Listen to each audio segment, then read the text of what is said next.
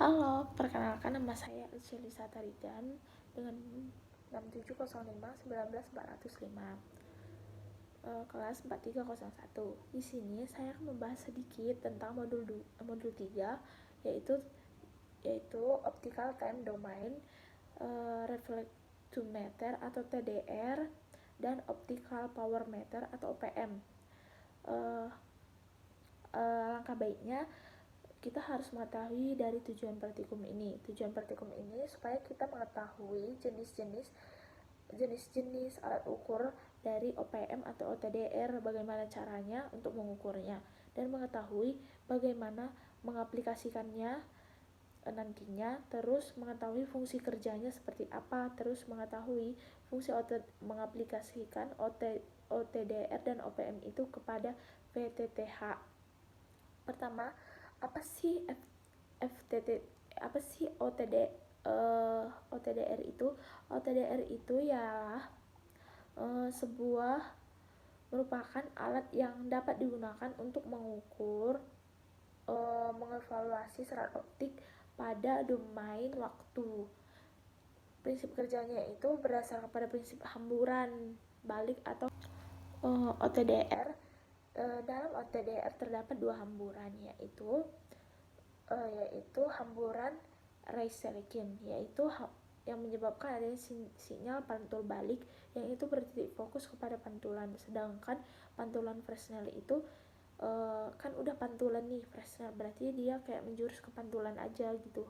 Jadi melewati dua bidang yang mempunyai indeks bias yang berbeda. Selanjutnya yaitu mekanisme kerja OTDR. Mekanismenya itu sinyal cahaya dimasukkan ke dalam serat. Selanjutnya sebagian sinyal dipantulkan kembali dan diterima oleh penerima. Selanjutnya sinyal balik yang diterima akan dinyatakan sebagai loss. Keempat, waktu tempuh sinyal digunakan untuk menghitung jarak.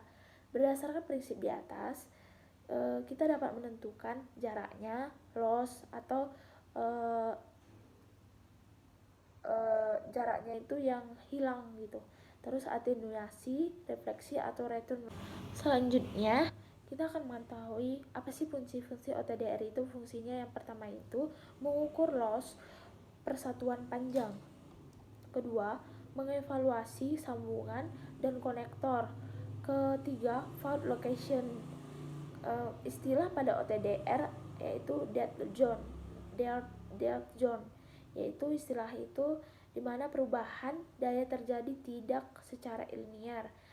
Kemudian dynamic range, yaitu panjang maksimum yang ditampilkan oleh OTDR pada sumbu horizontal. Selanjutnya event zone itu terdapat kayak suatu kejadian gitu. Sedangkan F of fiber merupakan ujung dari fiber optik.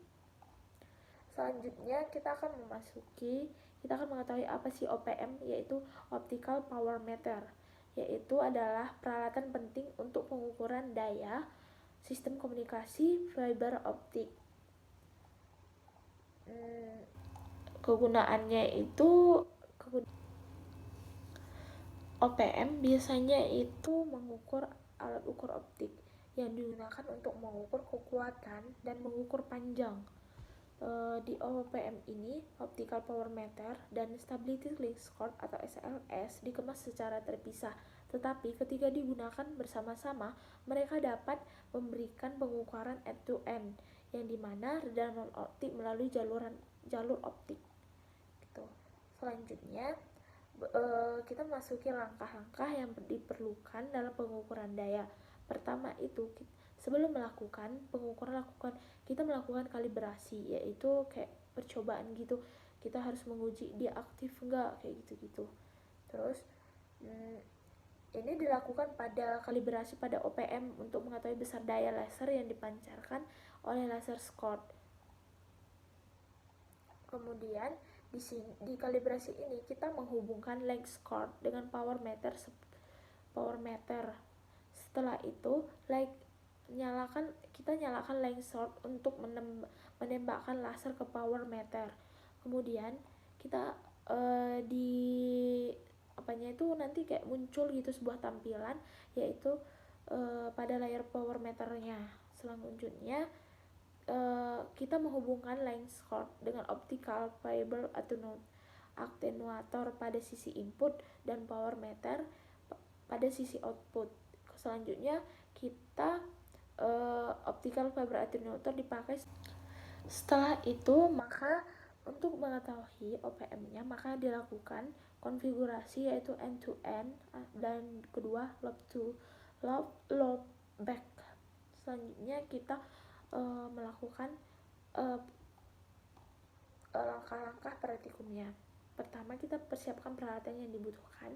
Kita mengaktifkan FTTH yang akan kita analisis. Kemudian kita akan melakukan pengukuran power pada output OLED menggunakan OPM. Selanjutnya kita melakukan pengukuran power pada output pada segmen A atau pada segmen B seperti itu. Selanjutnya kita melakukan pengukuran kemudian kepada segmen A seperti yang saya jelaskan di tadi. Kemudian kita melakukan pengukuran output. Selanjutnya lakukan pengukuran lagi pada segmen D. Langkah terakhir kita melakukan analisa menggunakan OTDR. Kita melakukan analisanya itu kita lihat seperti apa pengukurannya. Sekian dari yang bisa saya sampaikan dari praktikum modul 3. Jika ada salah kata mohon dimaafkan. Pada praktikum kali ini kritik sarannya nggak banyak sih, cuman karena online itu jadinya kan kayak nggak bisa melakukan langkah-langkahnya gitu langsung. Kemudian untuk kakak-kakaknya bagus kok sudah menjelaskan materinya dan cukup memahami, hanya saja kurang kedengaran gitu aja. Terima kasih.